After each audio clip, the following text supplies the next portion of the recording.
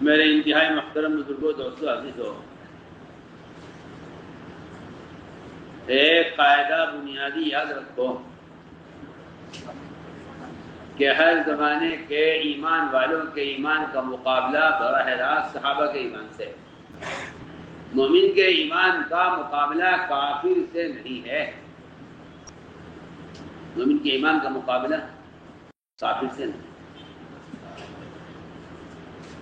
اگر مومن اپنے ایمان کا موازنہ اور مقابلہ کافر سے کرتا ہے تو یہ سب سے بڑا سبب ہوگا ایمان سے غافل ہونے کا۔ یہ کافر ایمان سے خالی ہے، آپ کافر سے اپنے ایمان کا مقابلہ کریں، عقل اس کو قبول نہیں کرتی۔ عقل اس بات کو قبول نہیں کرتی کہ مومن کے ایمان کا مقابلہ کافر سے ہو۔ آپ غور کیجئے، کوئی بادشاہ اپنی مالیت کا مقابلہ کسی فقیر سے کرے، یا کوئی پہلوان اپنی جسمانی طاقت کا مقابلہ کسی بیمار سے کرے، تو یہ کوئی مقابلہ نہیں ہوگا اور اس کو حماقت کہا جائے گا کہ آپ بادشاہ ہو کر ایک فقیر سے اپنی مالیت کا مقابلہ کر رہے ہیں۔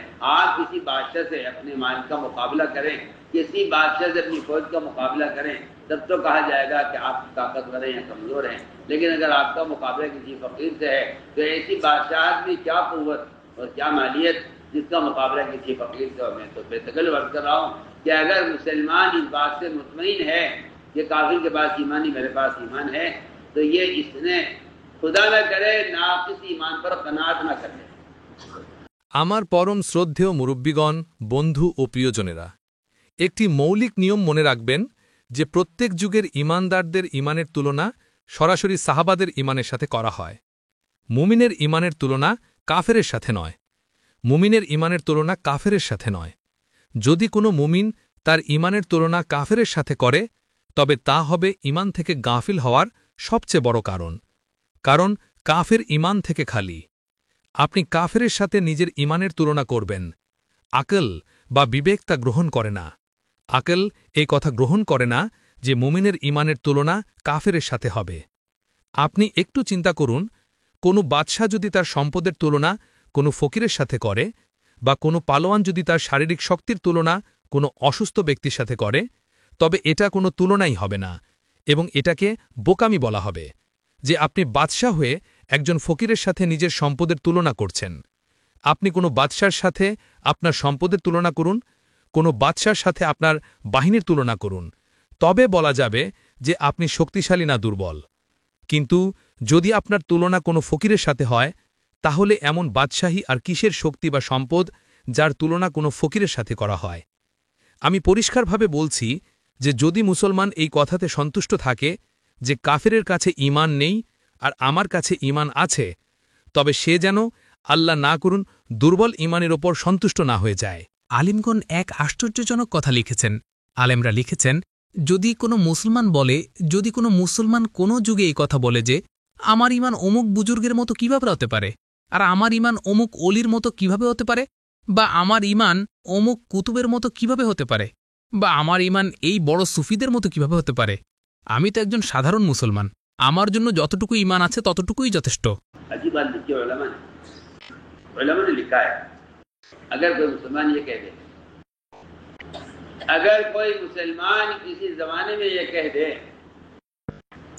کہ میرا ایمان فلاں بزرگ کی طرح کیسے ہو سکتا ہے، اور میرا ایمان فلاں ولی کی طرح کیسے، یا میرا ایمان فلاں قطب کی طرح کیسے ہو سکتا ہے، یا میرا ایمان اس بڑے صوفیہ کی طرح کیسے ہو سکتا ہے، میں تو ایک عام مسلمان ہوں، میرے لیے تو جتنا ایمان ہے اتنا ہی کافی ہے، باقی میرا ایمان اور ایک شیخ کا ایمان، میرا ایمان اور میرے پیر صاحب کا ایمان، میرا ایمان یا کسی بڑے صوفی کا یا کسی بڑے متقی ولی کا ایمان، میرا ایمان برابر کیسے ہو سکتا ہے؟ علماء نے لکھا ہے ایسا آدمی وہ ناقص ایمان سے مطمئن ہو گیا ہے، راضی ہو گیا ہے۔ آپ سوچیے، اس کو علماء نے ناقص ایمان پر قناعت کرنے والا اور ناقص ایمان سے راضی ہونے والا لکھا ہے، جو یہ کہہ دے کہ میرا ایمان صوفیہ جیسے ایمان کیسا ہو سکتا ہے۔ میں بہت ہی بنیادی بات آپ سے क़यामत तक आने वालों के लिए सहाबा की तरह ईमान लाने का हुक्म है। आमीनू कमा आमन अन्नास। इसने ईमान का मयार ऐसा मुतय्यन कर दिया है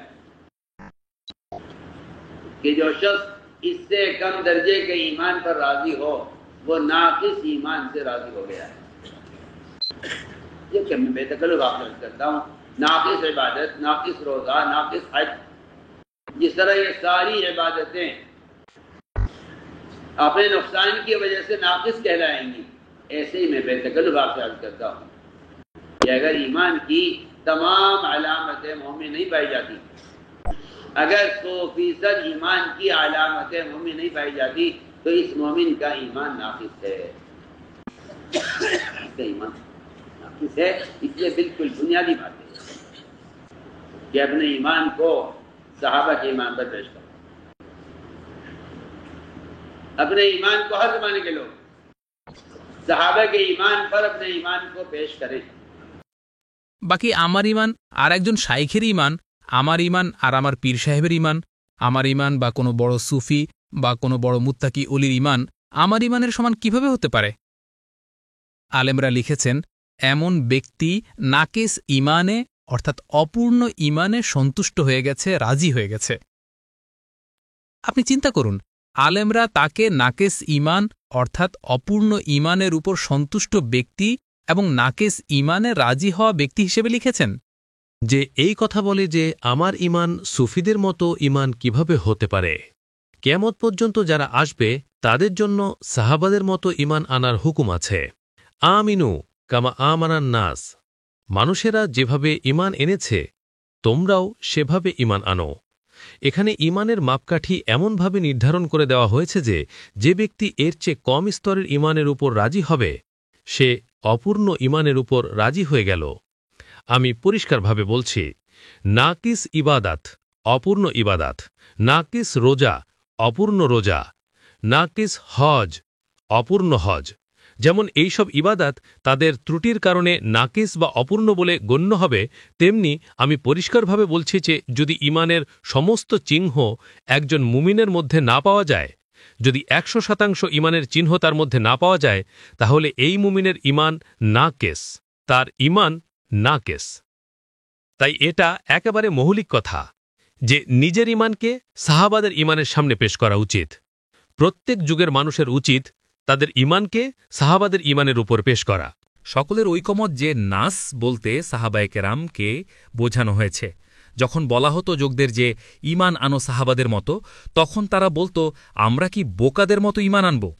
আল্লাহ বলেছেন, যারা ইমানদারদের বোকা মনে করে আসলে তারাই বোকা। তো আমি বলছিলাম যে সাহাবাদের ইমানই হলো আসল। যদি কোনো ব্যক্তি বলে যে আমার ইমান সাহাবাদের মতো কোথায় হতে পারে, তবে আমি প্রশ্ন করি, তাহলে সবাইকে সাহাবাদের মতো ইমান আনার হুকুম কেন দেওয়া হলো? আল্লাহ এমন কাজের জন্য কেন বাধ্য করলেন যা করার শক্তি নেই? আমার একটা খুব সহজ কথা বলতে হচ্ছে যে নিজের ইমানকে সাহাবাদের উপর পেশ করো। যে ব্যক্তির জীবন আকিদায়, ইবাদতে, লেনদেনে, আখলাক ও সামাজিক জীবনে এবং তার পুরো অবয়বে জন্ম থেকে মৃত্যু পর্যন্ত এবং জীবনের সকল প্রয়োজনে যার জীবন সাহাবাদের জীবনের মতো নয়, আল্লাহর কসম তার ইমান নাকেস অর্থাৎ ত্রুটিপূর্ণ। তার ইমান নাকেস। আমি স্পষ্ট করে বলছি, কামালে ইবাদত কামালে ইমানের আলামত নয়। কামালে ইবাদত কামালে ইমানের আলামত কখনোই নয়। কামালে ইবাদত কামালে ইমানের আলামত কখনোই নয়। এই ধারণা ভুল। একজন ব্যক্তি তাহাজ্জুদ পড়ে, তিলাওয়াত করে, জিকির করে, হজ করে, উমরা করে, রোজা রাখে, জাকাত আদায় করে, এটা তার কামালে ইমানের আলামত নয়। আপনি মানুন বা না মানুন, আপনার না মানাটা আপনার বোকামির আলামত। আমি একেবারে খোলাখুলি বলছি। বাস্তবতা হল যে ব্যক্তির সমাজ ও তার অবয়ব সাহাবাদের অবয়বের মতো নয়, তার ইমান নাকেস, ত্রুটিপূর্ণ। তার ইমান নাকেস, ত্রুটিপূর্ণ। কারণ ইমান শুধু ফরজ আদায় করা এবং অন্তর থেকে ইসলামের আকিদা স্বীকার করে নেওয়ার মধ্যেই সীমাবদ্ধ নয়। ইমান ইসলামের সমস্ত বিধানের উপর। আমি আর্জ করছি যে আকিদায় তাওহীদ থেকে শুরু করে একজন ব্যক্তির অবয়ব পর্যন্ত, তার পোশাক পর্যন্ত ইমান এমনভাবে ছড়িয়ে আছে যেমন মানুষের শরীরের মধ্যে তার মাথা থেকে পা পর্যন্ত, তার মাথার চুল থেকে পায়ের নখ পর্যন্ত রূহ ছড়িয়ে আছে। আপনি চুল ছেড়ে দেখুন, আপনার কষ্ট হবে। এই অনুভূতির মানে হল যে এই রুহের সম্পর্ক এই চুলের সাথেও আছে। আপনার পায়ের নখ ভেঙে গেলে আপনার কষ্ট হয়, এর মানে হল আপনার এই কষ্টের অনুভূতি আছে, এতে রুহ থাকার আলামত আছে। আমি পরিষ্কারভাবে বলছি যে যদি মুসলমান কোনো লাইনের হুকুম বা কোনো প্রয়োজনের সুন্নত ছেড়ে দেয়, তাহলে তার জানা উচিত যে তার দিন নাকেস, এবং নাকেস দিন নাকেস ইমানের আলামত। নাকেস দিন নাকেস ইমানের আলামত। তাই মৌলিক কথা হলো ইমানকে তার আলামতগুলোতে চিন্তা করা উচিত, এবং এটা জানা যাবে এই কথা থেকে যে হুজুর আকরাম সাল্লাল্লাহু আলাইহি ওয়াসাল্লাম তার সাহাবাদের ইমানের ব্যাপারে প্রশ্ন করেছেন, এবং তার জীবন ধ্বংস হয়ে যায় যদি তাকে সময়মতো দানা না দেওয়া হয়। খুব সহজ উদাহরণ, মানুষের শরীরের রূহ সেটা সেই খাঁচার মতো, সেই পাখির মতো যে পাখি কোনো খাঁচার ভেতর আছে। যদি এই রুহের চাহিদা পূরণ না করা হয় এবং রুহকে তার খাবার না দেওয়া হয়, রুহ আসমান থেকে এসেছে এবং আসমান থেকে তার শক্তি, তার ক্ষমতা এবং তার খাবারের সব সরঞ্জাম নিয়ে এসেছে। তার সত্যতা প্রয়োজন, তার তিলাওয়াত প্রয়োজন, তার জিকির প্রয়োজন, তার ইবাদত প্রয়োজন, তার লজ্জা প্রয়োজন। যত আকামের লাইনের জিনিস আছে, এই সবগুলি রুহের সেই খাবার যা আসমান থেকে রুহের জন্য সাথে এসেছে। মানুষের শরীর মাটি থেকে তৈরি হয়েছে, এই শরীরের সমস্ত শক্তির জিনিস মাটি থেকে পাওয়া যাবে। এর লোহা প্রয়োজন, এর চুনা প্রয়োজন, এর তামা প্রয়োজন, এর শরীরে পানি প্রয়োজন, এর শরীরে খাবার প্রয়োজন। সেই সমস্ত খাবার মাটি থেকে বের হয় যা দিয়ে মানুষের শরীর তৈরি হয়েছে, আর সেই সমস্ত খাবার রুহের আসমান থেকে এসেছে। কারণ রুহ আসমান থেকে এসেছে, তার খাবারের সরঞ্জাম সেখান থেকে নিয়ে এসেছে। যখন রুহ তার খাবার পায় না, তখন রুহ ধীরে ধীরে দুর্বল হতে থাকে এবং শরীরের চাহিদা রুহের উপর গালেব হয়ে যায়। এমনকি তাদের রুহ কাফেরের মতো পচে যায়। তাদের রুহ, হ্যাঁ, কাফের রূহ পচে গেছে। কাফেরকে মৃত বলা হয়েছে শুধু এই কারণে যে তার রুহ এই যোগ্য নয় যে সে ইবাদতের যে আহকাম শরীরের উপর এসেছে রুহ তা পূরণ করতে পারে। রুহ এই যোগ্য নয়। সাহাবারা আপনার কাছ থেকে ঈমান শেখার জন্য আপনার কাছে ঈমান সম্পর্কে প্রশ্ন করেছেন। কেউ জিজ্ঞেস করলেন, ঈমান কি ইয়া রাসূলুল্লাহ? ঈমান কাকে বলে? আপনি বললেন, যখন তোমার নেক কাজ তোমাকে খুশি করে এবং পাপ কাজ তোমাকে দুঃখিত করে, তখন জেনে রেখো তুমি মুমিন। শুধু এই কথার উপর যদি মুসলমান চিন্তা করে যে তাকে নেক কাজে খুশি আর পাপে দুঃখ হয় কি না, স্পষ্ট হাদিস আছে, যে ব্যক্তি পাপ হতে দেখে দুঃখিত না হয় তার অন্তরে বিন্দুমাত্র ঈমান নেই। আপনি এই হাদিসের কি জবাব দেবেন ভাবুন তো। এই হাদিসের কি জবাব আছে একজন মুসলমানের কাছে? যে ব্যক্তির অন্তর পাপ দেখে প্রভাবিত হয় না, তার অন্তরে বিন্দুমাত্র ঈমান নেই। এই হাদিসের কি জবাব আছে ভাবুন তো। যে মুসলমান পাপ হতে দেখছে আর অন্তর থেকে সেই পাপ দেখে তার অন্তর প্রভাবিত হচ্ছে না এবং তার মনে সেই পাপ দেখে দুঃখ হচ্ছে না, আলেমরা লিখেছেন এমন ব্যক্তির ঈমানের স্বাদই শেষ হয়ে গেছে। ঈমানের স্বাদই শেষ হয়ে গেছে। আপনি হাদিসের কথা ছেড়ে দিন। সাহাবী প্রশ্ন করলেন, ঈমান কাকে বলে? আপনি বললেন, ইজা সাররাতকা হাসানাতুকা ওয়াসা আতকা সাইয়্যাতুকা ফাআনতা মুমিন। যখন তোমার নেক কাজ তোমাকে ভিতর থেকে খুশি করে এবং পাপ কাজ তোমাকে ভিতর থেকে দুঃখিত করে, তখন তুমি মুমিন। অবস্থা এমন হয়েছে যে মানুষ পাপ দেখে খুশি হয়, কারণ মানুষের শরীর আর শরীরের ভেতর রূহ, এটা একটা খাঁচা আর পাখির মতো। এটা একটা খাঁচা আর বড় হজরতের বায়ানের একটা উদাহরণ দিচ্ছি। তিনি বলতেন মানুষের শরীর আর তার ভেতরের রূহ, এটা একটা খাঁচা আর বড় হজরতের বায়ান। তিনি বলতেন মানুষের শরীর আর তার ভেতরের রূহ এটা একটা খাঁচা আর পাখির মতো। যেমন একটা খাঁচা থাকে, তার ভেতরে একটা পাখি থাকে। যদি এই পাখিকে তার খাবার সময় মতো দেওয়া হয়, তাহলে সে তার খাঁচায় খুশি থাকে আর সুস্থ থাকে। আর যদি তাকে খাবার সময় মতো না দেওয়া হয়, তাহলে এই পাখিটা নিজেকে এই খাঁচায় অস্থির মনে করে, এমনকি অস্থির হয়ে সে প্রাণও দিয়ে দেয়। তারপর ধীরে ধীরে তাদের শরীরের প্রভাব তাদের রুহের উপর পড়ে। যেমন আমি আপনাকে উদাহরণ দিয়েছি যে এটা ঈমানের আলামত বর্ণনা করা হয়েছে। সাহাবী প্রশ্ন করলেন, ঈমান কাকে বলে? বললেন, নেক কাজ তোমাকে খুশি করলে, পাপ কাজ তোমাকে দুঃখ দিলে জেনে রেখো তুমি মুমিন। আরেকজন সাহাবী প্রশ্ন করলেন, হুজুর ঈমান কাকে বলে? আপনি বললেন, ঈমান তো ইখলাসকে বলে। আশ্চর্য কথা, ইখলাসকেও ঈমান বলছেন আর আনুগত্যকেও ঈমান বলছেন। আনুগত্যকেও ঈমান বলছেন, ইখলাসকেও ঈমান বলছেন। ইখলাসকে মুস্তাকিল ঈমান বলা হয়েছে। সাহাবী প্রশ্ন করলেন, ঈমান কাকে বলে? বললেন, ঈমান ইখলাসকে বলে। সাহাবী প্রশ্ন করলেন, কালেমার ইখলাস কি? আপনি বললেন, কালেমার ইখলাস হলো এই যে তা হারাম থেকে বিরত রাখে। অনেক বর্ণনায় সাহাবারা আপনার কাছে প্রশ্ন করেছেন ঈমান সম্পর্কে। আমি তো আপনাকে বলি যে যদি কোনো মুসলমান এটা জেনে নেয় যে ঈমান কাকে বলে এবং সে সেই প্রশ্নের সঠিক উত্তরও দিয়ে দেয়, তবুও আলেমরা লিখেছেন যে ঈমান জানাটা ঈমান নয়। আশ্চর্য কথা লিখেছেন আলেমরা যে কোনো ব্যক্তি যদি ঈমানের লঘবি এবং ইস্তেলাহি অর্থ ভালোভাবে জেনে নেয় এবং তাকে প্রশ্ন করা হয় যে ঈমান কাকে বলে, আর সে বর্ণনা করে দেয় যে ঈমান কাকে বলে, আলেমরা লিখেছেন এটাকে ঈমান বলা যাবে না। কারণ ইমানের সংজ্ঞা শব্দ দিয়ে হয় না, ইমানের সংজ্ঞা শব্দ দিয়ে হয় না, ইমানের সংজ্ঞা তো আমলে দিন দিয়ে হয়, ইমানের সংজ্ঞা আমলে দিন দিয়ে হয়, ইমানের সংজ্ঞা আমলে দিন দিয়ে হয়। আপনি মাদ্রাসায় পড়ে নিন ইমানের বহস এবং তার লুগবি ও ইস্তেলাহি অর্থ। আপনার কাছে মাদ্রাসায় প্রশ্ন হবে যে বলো ইমান কাকে বলে, তো আপনি কলম দিয়ে কাগজে লিখে উত্তর দেবেন যে ইমান কাকে বলে, লুগাতান এবং শারআন। আপনি এর উত্তর দিয়ে দেবেন এবং আপনাকে প্রথম নম্বর দিয়ে পাশ করিয়ে দেওয়া হবে। আমার দৃষ্টিতে এমন কোনো পরীক্ষা সাহাবাদের থেকে প্রমাণিত নয় যেখানে তাদের সামনে কলম কাগজ রেখে বা কিতাব বন্ধ করে তাদের প্রশ্ন করা হয়েছে যে বলো ইমান কাকে বলে। আর এখানে মাদ্রাসায় ইমান ইয়াজিদ ওয়ায়ানকুস, ইমান বাড়ে ও কমে এর বাহাস পড়া হয় এবং তার মুস্তাদাল্লাদ যুক্তি এবং তার মধ্যে একে অপরের বাহাস বা আলোচনা বর্ণনা করে বোঝা হয় যে আমরা ইমানে কামিয়াব হয়ে গেছি এবং ইমানের প্রশ্নে আমার পার্চা উত্তরপত্র প্রশ্নের উত্তর খুব ভালো হয়েছে। অথচ এটাকে পরিষ্কারভাবে লিখেছেন আলেমরা যে এর সাথে ইমানের কোনো সম্পর্ক নেই। আপনি দেখুন, শব্দের বাহাসকে ইলম বোঝা, শব্দের বাহাসকে এবং শব্দের বায়ান করাকে ইমান বোঝা, এর সাথে ইমানের কোনো কাতান কোনোভাবেই দূরেরও কোনো সম্পর্ক নেই, কোনো তাল্লুক নেই। আমারই কথায় মনোযোগ দেবেন। আমি খুব গুরুত্বপূর্ণ কথা আপনার কাছে বলছি। আমাদের মধ্যে প্রত্যেক ব্যক্তি ইমানকে লিখে বা বর্ণনা করে বা বুঝে এই কথাতে মতময়েন সন্তুষ্ট যে আমি জানি ইমান কি। আলেমরা লিখেছেন ইমান জানাটা ইমান নয়। খুব গভীর কথা লিখেছেন আলেমরা, ইমান জানাটা ইমান নয়। এটা ইমানের মালুমাত বা ইমানের এলম বলা যেতে পারে, এটা ইমান নয়। আমি আরজ করছি যে হুজুরে আকরাম সাল্লাল্লাহু আলাইহি ওয়াসাল্লাম সাহাবাদের ইমানের পরীক্ষা কিভাবে নিয়েছেন। হারিস ইবনে মালিক রাদিয়াল্লাহু আনহু ঘুমিয়েছিলেন। ঘুমানো ব্যক্তি এমন অবস্থায় থাকে যে তার শোনা, তার বোঝা এই সব কিছুর ওপর ঘুম ঘালিব হয়ে যায়। যখন কোনো ব্যক্তি ঘুম থেকে ওঠে তখন শেষে মস্তিষ্ক জাগে, তার চোখ খুলে যায়, কিন্তু ঘুম থেকে ওঠা ব্যক্তির মস্তিষ্ক খোলে না।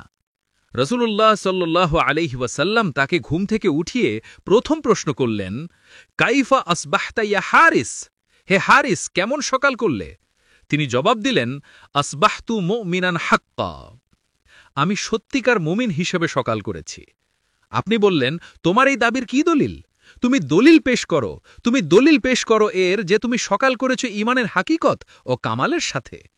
তিনি যে কথা শুরু করেছেন তা তাওহীদ থেকে, রিসালাত থেকে, জান্নাত জাহান্নামের অস্তিত্ব থেকে, মৃত্যুর পর পুনরায় জীবিত হওয়া থেকে না, তিনি তার জবাব শুরু করেছেন ইমানের ব্যাপারে। তিনি কথা এখান থেকে শুরু করেছেন যে ইয়া রাসূলুল্লাহ, আমার ইমানের আলামতেই যে রাত কাটে কিয়াম নামাজে দাঁড়িয়ে, দিন কাটে সিয়ামে রোজায়, এবং আমি আমার মুখ দুনিয়া থেকে আখেরাতের দিকে ফিরিয়ে নিয়েছি।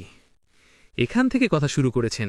শেষে বলেছেন যে জান্নাত জাহান্নাম আমি আমার চোখে দেখছি, কিন্তু প্রথম জবাবেই যে আমি আমার মুখ দুনিয়া থেকে ফিরিয়ে নিয়েছি এবং তার আসার প্রভাব এই যে রাত কাটে কিয়ামে, দিন কাটে সিয়ামে। তিনি তার ইমানের প্রশ্নের জবাব আমল দিয়ে দিয়েছেন। ইমানের প্রশ্নের জবাব আমল দিয়ে দিয়েছেন। এখানে ইমানের কোনো বেহেস আলোচনা হয়নি। আজকাল ইমানের উপর এত বেহেস হয় যে মানুষ তা পড়ে পড়িয়ে মুখস্থ করে মনে করে যে এটাই ইমান। এর ইমানের বেহেসের সাথে এর হাকিকতের কোনো সম্পর্ক নেই। তখন আপনি বললেন, আরাফতা ফালজাম, তুমি চিনেছ, এখন এর উপর অটল থাকো। তুমি মারিফাত হাসিল করেছ, তুমি মারিফাত হাসিল করে ফেলেছ। যে ব্যক্তিকে দুনিয়াতে জান্নাত এবং দোজাক নজরে আসে এবং যার সামনে ময়দানে হাসরের দৃশ্য এমনভাবে থাকে যে সে বলে আরশ আনা হচ্ছে এবং আমার সামনে এই দৃশ্য যে লোকদের আমলনামা বন্টন করা হচ্ছে, এমন ব্যক্তি সম্পর্কে বলা যাবে না যে আপনি ইমানের কামালে পৌঁছে গেছেন, এখন আপনার ইমানের দরকার নেই, এখন তো আপনার আমলের দরকার আছে। আপনি বললেন, আরাফতা ফালজাম, তুমি চিনেছ, এখন এর উপর অটল থাকো। মারেফাত তো হাসিল হয়ে গেছে, তুমি এর উপর জমে থেকো, এর উপর জমে থেকো। কারণ ইমান এত তাড়াতাড়ি বের হয়ে যায় মুমিনের অন্তর থেকে, যেমন তাড়াতাড়ি কোনো পলাতক উটের রশি খুলে দিলে সে নিজের জায়গা থেকে গায়েব হয়ে যায়, বা কুর্তা গলা থেকে বের করে শরীর থেকে আলাদা করে দেওয়া হয়। এত তাড়াতাড়ি ইমান অন্তর থেকে বের হয়ে যায়। বললেন, আরাফতা ফালজাম, তুমি চিনেছ, এখন এর উপর অটল থাকো। তোমার মারেফাত তো হাসিল হয়ে গেছে, কিন্তু এর উপর জমে থেকো। ইমান খুব তাড়াতাড়ি মুমিনের অন্তর থেকে বের হয়ে যায়। সম্ভবত এর চেয়ে বেশি নিগরানি, নজরদারি করার কোনো জিনিস নেই। এর চেয়ে বেশি নিগরানি করার কোনো জিনিস নেই, এবং এই জামানায় এর চেয়ে বেশি গফলাত, উদাসীনতা অন্য কোনো জিনিস থেকে নেই। যেদিকে দিন থেকে গাফিল, সেখানে সাহাবিকে এমন ঈমান থেকে গাফিল থাকার জন্য নিষেধ করা হচ্ছে যে দেখো গাফিল হয়ে যেও না। তুমি যদি এ থেকে গাফিল হয়ে যাও, যে সাহাবী জান্নাত দিজক নিজের চোখে দেখছেন, বললেন যদি তুমি এ থেকে গাফিল হয়ে যাও তাহলে এটা বের হয়ে যাবে, সুতরাং এর উপর জমে থাকো। তো আমি আর্জ করছিলাম যে এই কথায় গৌর করুন। বললেন আরাফতা ফালজাম, তুমি চিনেছ, এখন এর উপর কটল থাকো, মারেফাত তো হাসিল হয়ে গেছে, এর উপর জমে থাকো। এদিকে আপনি গৌর করুন। আপনি সাহাবাদের থেকে প্রশ্ন করেছেন, অনেক রেওয়ায়েত আছে যেখানে আপনি সাহাবাদের থেকে ঈমান সম্পর্কে প্রশ্ন করেছেন যে তোমাদের ঈমানের কি হাল। তো সাহাবারা প্রশ্ন ঈমানের ছিল, জবাব দিয়েছেন আমলের ব্যাপারে। হায়াতুস সাহাবাতে একটি অনুমান কায়েম করা হয়েছে ঈমানের হাকিকত ও তার কামাল। ঈমানের হাকিকত ও তার কামাল এর উপর একটি এমন ঘটনা নকল করা হয়েছে যা নিয়ে চিন্তা করলে বোঝা যায় যে ঈমান একটি আমলি জীবনের নাম। রাসূলের কাছে 7 ব্যক্তির একটি জামাত এলো, কারণ সেই যুগে উসুল এটা ছিল বুনিয়াদি যে আপনি গিয়ে দাওয়াত দেন এবং যাদেরকে আপনি দাওয়াত দিচ্ছেন তাদেরকে আপনি তাদের পরিবেশ থেকে বের করে নিয়ে আসুন। কারণ এই কথা তার জায়গায় একেবারে অটল যে এই উম্মতের খয়র উম্মত হওয়ার জন্যে নামাজ, রোজা, হজ, জাকাত, জিকির, তিলাওয়াত, ইবাদত, তাহাজ্জুদ, সমস্ত ওজিফা, সমস্ত মামুলাত, আর আমি বলি দুনিয়াতে এমন কোনো বলি হোক যার জীবনে কোনো গুনাহ না হয়ে থাকে, যার জীবনে কোনো গুনাহ না হয়ে থাকে। আমি আপনাকে খুব গুরুত্বপূর্ণ কথা বলছি, এমন ব্যক্তি যার জীবনে কখনো কোনো গুনাহ না হয়ে থাকে, আর এমন ব্যক্তি যে তার 24 ঘন্টার জীবনে কোনো সুন্নাত না ছাড়ে। আল্লাহর কসম, 100 বার কসম খেয়ে বলা যেতে পারে যে এই ব্যক্তি খয়রে উম্মত, শ্রেষ্ঠ মতের মধ্যে শামিল নয়। আপনারা আমার কথায় মনোযোগ দেবেন। এমন বলি, এমন আবিদ, এমন মুত্তাকি যে তার জীবনে কোনো গুনাহ না করে থাকে, এই ব্যক্তি অত্যন্ত পরহেজগার এবং দিনদার হওয়া সত্ত্বেও যদি সে অন্যদের দাওয়াত না দেয় তাহলে এই ব্যক্তি খয়রে উম্মতে সমার হবে না। আপনারা শুনছেন তো আমি কি বলছি? আপনাদের কাছে এই কথাগুলো গুলু মনে হয়, আর গুলু তাদের কাছে মনে হয় যারা বেচারা হাকিকাত থেকে না আসনা এবং না ওয়াকিফ থাকে, তাদের কাছে এই কথাগুলো গুলু মনে হয়। হযরত উমর রাদিয়াল্লাহু আনহু বলতেন, আল্লাহ এটা বলেননি আনতুম খায়রা উম্মাহ, তোমরা শ্রেষ্ঠ উম্মত। যদি আল্লাহ বলতেন আনতুম খায়রা উম্মাহ, তাহলে তো আমরা আমাদের ইনফেরাদি আমলের কারণে খয়রে উম্মতে শামিল হয়ে যেতাম। আল্লাহ বলেছেন কুনতুম খায়রা উম্মাতিন উখরিজাত লিন-নাস তা'মুরুনা বিল মারুফ ওয়া তানহাউনা আনিল মুনকার, যে তোমাদের খয়রে উম্মত হওয়ার সাবাব এটা নয় যে তোমরা ভালো কাজ করো এবং গুনাহ থেকে নিজেদেরকে বাঁচাও। তোমাদের খয়রে উম্মত হবার শর্ত হলো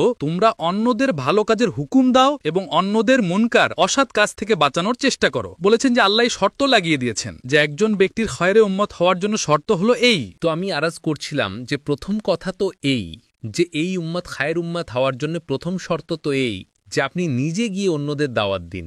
এটা তো হযরত ওমরের কাউল আমি আরাজ করে দিলাম যে এই উম্মত নিজের জাত থেকে নেক আমাল করে খায়ের উম্মতে শামিল হতে পারবে না যতক্ষণ না অন্যদের দাওয়াত দেয়। দ্বিতীয় কাউল আবু হুরায়রা রাদিয়াল্লাহু আনহুর। আবু হুরায়রা রাদিয়াল্লাহু আনহু বলেন, তোমাদের খায়ের উম্মত হওয়ার জন্য এতটুকু যথেষ্ট নয় যে তোমরা মানুষের কাছে দ্বীনের কথা পৌঁছে দাও। এটা তার চেয়েও আগাল কথা বলছেন। আবু হুরায়রা তার চেয়েও আগাল কথা বলছেন। তিনি বলছেন তোমাদের খায়ের উম্মত হওয়ার জন্য এতটুকু যথেষ্ট নয় যে তোমরা মানুষের কাছে দ্বীনের কথা পৌঁছে দাও। তিনি বলছেন খায়ের উম্মত হওয়ার জন্য লাজেম হলো এই যে তোমরা মানুষকে তাদের খারাপ পরিবেশ থেকে বের করে এনে আমলের পরিবেশে নিয়ে আসো। একেবারে পরিষ্কার আবু হুরায়রা রাদিয়াল্লাহু আনহুর কাউল হায়াতুস সাহাবাতে নকল করা হয়েছে হযরত যেই তোমাদের খায়ের উম্মত হওয়ার জন্য শর্ত হলো এই যে তোমরা মানুষকে তাদের মাহল থেকে বের করো। যাই হোক, জামাত রাসূলুল্লাহ একটি এলাকায় পাঠালেন। একটি এলাকায় আপনি জামাত পাঠালেন, সেই লোকেরা গিয়ে সেখানে মেহনত করল এবং 7 জন ব্যক্তির তাশকিল করেছে। এটা আমাদের এখানে, আমি পরিষ্কারভাবে আরাজ করছি, এটা আমাদের এখানে এই নয় যে আপনি যান এবং দ্বীনের কথা পৌঁছে দিয়ে চলে আসুন, বা আপনি বসে বসে আকবর আসাইলের দ্বীনের কথা প্রচার করে মনে করেন যে আমরা দাওয়াতের ফরিজা আদায় করে দিয়েছি। এতে দরজ স্তরে দ্বীনের কথা মানুষের কাছে পৌঁছে যাবে। কিন্তু আমি আপনাকে একেবারে বেতাকাল্লুফ ভাবে বলছি, আপনার ভালো লাগুক বা খারাপ লাগুক, এতে তালিম এবং দাওয়াতের ফরিজা আদায় হবে না। নস্র এশাদ দিয়ে দাওয়াত ও তালিমের ফরিজা আদায় হয় না। নস্র এশাদ দিয়ে দাওয়াত ও তালিম দুইটা জিনিস আমি বলছি। দাওয়াত ও তালিম এ দুটি নামাজের মতো বাদানি ফরিজা। দাওয়াত ও তালিমের ফরিজা আখবার রাসায়েল দিয়ে, নস্র এশাদ দিয়ে এই ফরিজা আদায় হয় না। দাওয়াত ও তালিম বাদানি ফরিজা, বাদানি ফরিজা যার জন্য নিজের বাদানের ব্যবহার শর্ত, নামাজের মতো। দাওয়াত ও তালিম এটা বাদানি ফরিজা যা মুআল্লিম এবং মুতাআল্লিমের মধ্যে একটি ইজতেমা এবং একটি সহবতের দাবি করে যে যদি সহবত না থাকে তাহলে আপনি তালিম দিতে পারবেন না। আপনি তালিম দিতে পারবেন না, আপনি রেওয়াজি তরিকা যত চান আপনি চালান। আমি ১০০ বার আল্লাহর কসম খেয়ে বলতে পারি যে এতে তালিমের ফরিজা আদায় হবে না, না এতে তালিমের কোনো ফায়দা হবে, না এতে আমলের কোনো ইস্তেদাদ তৈরি হবে। এতে শুধু দিনই মালুমাত এবং এর চেয়ে বেশি এর কোনো হাইসিয়ত নেই। আপনারা ইখতিলাফ করলে আপনারা জানেন, কিন্তু আমার কাছে যে হাকিকাত তা আমাকে আর্জ করতে হবে। যত আলাত এবং জারায়ে এই জামানায় তালিমের জন্য ব্যবহার করা হচ্ছে, এতে তালিমের ফরিজা আদায় হয় না। পরিষ্কার কথা, আপনি মানুন বা না মানুন, এতে তালিমের ফরিজা আদায় হয় না, পরিষ্কার কথা। আবদুল্লাহ ইবনে ওমরকে কেউ চিঠিতে এটা লিখে দিল যে আপনি আমাকে এলমের কথা লিখে পাঠান। তিনি তার জামানার অত্যন্ত মুত্তাকি এবং গভীর এলম রাখতেন আবদুল্লাহ ইবনে ওমর রাদিয়াল্লাহু আনহু। তার যে জবাব লিখেছেন, এলম লিখে পাঠানোর জিনিস নয়, এলম লিখে পাঠানো জিনিস নয়, এটা আবদুল্লাহ ইবনে ওমরের জবাব সেই ব্যক্তিকে যে কোথাও বাইরের থেকে চিঠি লিখেছিল আবদুল্লাহ ইবনে ওমরকে যে আপনি আমাকে কিছু এলমের কথা লিখে পাঠান। তিনি জবাবে লিখেছেন যে এলম লিখে পাঠানোর জিনিস নয়, আপনি নিজের মাহল থেকে বেরিয়ে এখানে আসুন, ওলামাদের হালকায় এবং ওলামাদের সহবাতে থেকে এলম হাসিল করুন, এলম লিখে পাঠানোর জিনিস নয়। অসংখ্য ঘটনা এবং অসংখ্য সাহাবাদের আকওয়াল বক্তব্য পাওয়া যাবে, যা থেকে এই কথা একেবারে স্পষ্ট এবং প্রমাণিত হয় যে ইলম নশার ও ইশাআতের প্রচার প্রকাশনার জিনিস নয়। কারণ যে ব্যক্তি ইলমের জন্য কদম না উঠাবে সে তার মধ্যে ইস্তেগনা এবং তাকাব্বুরের আলামত। যে ব্যক্তি ইলমের জন্য কদম না উঠাবে তার মধ্যে ইস্তেগনা তাকাব্বুরের আলামত। যখন আপনারা হাদিস জানেন যে যদি কোনো ব্যক্তি একটি মাসআলা জানার জন্য কদম ওঠায়, তাহলে আসমানের ফেরেশতা থেকে শুরু করে সমুদ্রের গভীরে যে মাছগুলো লুকিয়ে আছে তারাও প্রভাবিত হয়ে যায় এবং এর জন্য দোয়ায় মাশগুল হয়ে যায় যে এক ব্যক্তি একটি মাসআলা জানার জন্য নিজের ঘর থেকে কদম উঠিয়েছে। এখন তো ফিল্মের সোহবত, আর আলা তো ফিল্মের সোহবত, যা দিয়ে মানুষ ইলম হাসিল করতে চায়। এখন তো মানুষ ইলম গুনাহের রাস্তা দিয়ে, আর ইলম হারাম রাস্তা দিয়ে, আর ইলম গুনাহের রাস্তা দিয়ে মানুষ ইলম হাসিল করতে চায়। তো আমি আর্জ করে দিয়েছি পরিষ্কারভাবে যে নশার ইশাদ দিয়ে, আলা তো জারায়ে দিয়ে আল্লাহর কসম তালিমের ফরিজা আদায় হবে না। যদি আপনার এর উপর ইসরার থাকে তাহলে আপনার একটি খেলাফে সুন্নত আমলের উপর ইসরার আছে, পরিষ্কার কথা। যদি আপনার এর উপর ইসরার থাকে তাহলে আপনার খেলাফে সুন্নত তরিকের উপর ইসরার আছে। যদি আপনি মুসের করেন এর ওপর যে এটাও একটা তারিকা, তাহলে আপনি তালিমে সুন্নতের মোতবাদিল পেশ করছেন। আর সুন্নতের মোতবাদিল সমস্ত ওলামা, ফোকাহা, মুহাদ্দিসিন, সারা দুনিয়ার মুস্তাহিদিন, আল্লাহর কসম কারো কাছে কিয়ামত পর্যন্ত সুন্নতের কোনো মোতবাদিল কারো কাছে নেই। সুন্নতের মোতবাদিল সবসময় যার আওয়াজ থাকবে, ইয়া সুন্নতের মোতবাদিল হযরত আলী রাদিয়াল্লাহু আনহু ইয়াসিন মানেন, ইয়া সুন্নতের মোতবাদিল ইহুদি নাসারাদের তারিকা হবে। পরিষ্কার কথা, আপনারা যদিও সেই তারিকা জায়েজ কেন না হোক, তবুও সেই তারিকা ইহুদি নাসারাদের তারিকা হবে। যদিও জায়েজ কেন না হোক, পরিষ্কার, সেই তারিকা জায়েজ কেন না হোক, তবুও তা ইহুদি নাসারাদের তারিকা হবে, যা সুন্নাতের জায়গা নিয়ে নেবে। হযরত আলী রাদিয়াল্লাহু আনহু বলেন, তোমরা যে লাইনে সুন্নাত ছেড়ে দেবে সেই আমল ইহুদি নাসারাদের তারিকের পর চলে যাবে যে লাইনে সুন্নাত তোমরা ছেড়ে দেবে। তো আমি এই কথা এর উপর আরোচ করে দিয়েছি যে দরে নবুয়তে যে কাজ হয়েছে সেই কাজ এটা হয়নি যে আপনি যান এবং দিনের কথা বুঝিয়ে চলে আসুন। সেই কাজ এটা হয়েছে যে আপনি যেখানেই যান সেখানকার লোকদের তাদের মাহল থেকে বের করে নিয়ে আসুন, সেখানকার লোকদের তাদের মাহল থেকে বের করে আনুন। এটা আমি আপনাকে আসল জিনিসটা বলছি যে নবুয়তের তরিকায় তালিম এবং তরিকায় তরবিয়ত কি ছিল। এজন্য আবু হুরায়রা রাদিয়াল্লাহু আনহু বলেন যে লোকদের তাদের মাহল থেকে বের করে নিয়ে আসা ছাড়া আপনারা খায়রে উম্মত হতে পারবেন না। তিনি তো এই কথাকে এত কুয়তের সাথে বলেন। আজকাল যদি কোনো কথা কুয়তের সাথে বলা হয় তো লোকেরা তাকে গলুর ছাপ লাগিয়ে দেয় এবং এমন কথা বলা ব্যক্তিকে গলুর সাথে মুত্তাহাম করে দেয়। যেহেতু আপনার জামানায় গলু এটাকে বলা হয়, কোনো কথা মানুষের স্তর থেকে উঁচু হলে লোকেরা তাকে গলু বলতে শুরু করে, যে তুমি ওলামাদের থেকে বেড়ে যাচ্ছ, এটা গলু হয়ে গেল। যাদের সামনে সাহাবায়ে কেরামের স্তর থাকে না তাদের কাছে প্রত্যেক জামানায় সাহাবাদের কথাগুলো গলু মনে হয়, কারণ তারা বেচারা রওয়াহি কাজকর্ম এবং আলা তো জারায়ের মধ্যে ভেসে আছে এবং তারা এই নিজামের এত অভ্যস্ত হয়ে গেছে যে এখন তাদের কাছে সাহাবাদের জামানার কথা তারা তো বলে ওটা তো সেই জামানার কথা ছিল যখন এর সক্ষমতা ছিল। আমি আরজ করতে চাচ্ছি, আবু হুরায়রা রাদিয়াল্লাহু আনহু তো এখানে পর্যন্ত বলে গেছেন যে লোকেরা নিজের মাহল থেকে বের হয় না তাদের গলায় জঞ্জির পরিয়ে তাদের কয়েদ করে নিয়ে আসো। ভাবুন তো, আমি আপনার সাথে কাজের কথা বলছি, সেই কাফের যার উপর ইসলামের ইজবার নাই, মানে যাকে ইসলামে আসার জন্য মজবুর করা যাবে না। ভাবুন তো, যখন তার ব্যাপারে এই কথা বলা হচ্ছে যে না, একে কোনোভাবে জাহান্নাম থেকে বাঁচাও, যদি না আসে তাহলে ক্যাদ করে নিয়ে আসো, আমি বলি একটি নয় এমন মোতাদ্দিদ ঘটনা আছে, একটি নয় এমন মোতাদ্দিদ ঘটনা আছে যেখানে ময়দানে মোকাবেলায় আসা লোকদেরকে এই জন্য ক্যাদ করা হতো না যে তাদের সাতায়া করা হবে বা তাদের থেকে বদলা নেওয়া হবে বা তাদের সাতায়া করে মজবুর করা হবে যে তারা হক কবুল করে নিক, বরং কোরআনেও এটাই আছে এবং সাহাবাদের সিরাতেও এটাই আছে যে এমন জিদ্দি এবং মোকাবেলার লোকদের ময়দান থেকে উঠিয়ে নিজের মাহুলে আনা হতো দুইটা কাজের জন্য। এক, আমাদের আখলাক দেখে নিক, আর দ্বিতীয় মাকসাদ এটা হতো যে এরা আমাদের মাহুলে এসে কুরআন শুনে নিক। ভাবুন তো, মোকাবেলায় আসে কাফেরদের ময়দানে কিতাল থেকে সাহাবারা কেদ করে নিয়ে আসতেন। আমি আপনার সাথে খুব বুনিয়াদি কথা বলছি, আপনাদের তো মুসলমানদের তাদের মাহুল থেকে উঠিয়ে আমলের মাহুলে নিয়ে আসার ব্যাপারে ইশকাল আছে, আপনাদের তো এর উপর ইশকাল আছে যে বের করা কি জরুরি। আর আমার আপনার এই মতামতে হায়রাত হয় যখন আমি সিরাত এবং হাদিসে গড় করি, তো আমার আপনার ইশকালের উপর, আপনার এই কম ফেহেমির উপর তাজ্জুব হয়। আমি কিছু বলতে চাই, আপনারা আমার কথায় মনোযোগ দিন। যখন আপনাদের ইশকাল হয় যে বের করা কেন হয়, বের করার কি জরুরি, তো আমার আপনার ইশকালের উপর তাজ্জুব হয় যে আপনারা কেন সিরাত পড়েন না। আপনারা গড় করুন, ৯৯টি হত্যা করা কাতিলকে রাহিব এই কথা বলে দিয়েছিল যে আল্লাহ তোমাকে মাফ করবেন না, আল্লাহ তোমাকে মাফ করবেন না। যে ৯৯টা কতল করেছে, ৯৯টা কতল করা ব্যক্তির ব্যাপারে রাহিব বলেছিল যে আল্লাহর ইবাদতে, তার রিয়াজত সাধনায় এবং তার মুস্তাকিল আমল ও মুজাহাদায় মশগুল থাকত। সে বলেছিল যে আল্লাহ তাআলা তোমাকে মাফ করবেন না। এক কতল জাহান্নামে যাওয়ার জন্য যথেষ্ট, তুমি ৯৯টা কতল করেছ, আল্লাহ তোমাকে মাফ করবেন না। এই কাতিল জালিমটাই রাহিবকেও কতল করে দিল। যখন ১০০ কতল পুরো হয়ে গেল এবং তার মধ্যে নাদামাত, অনুতাপ হলো নিজের কাজের উপর, এবং সে ফয়সালা নিল যে আর করব না, এই সমস্ত তওবার শর্তসহ সে একজন আলিমের কাছে গেল এবং তার কাছে গিয়ে জিজ্ঞেস করল যে আমার তওবা কবুল হবে কি। সে আলিম বললেন, তওবা কবুল হয়ে যাবে, কিন্তু একটা শর্ত আছে।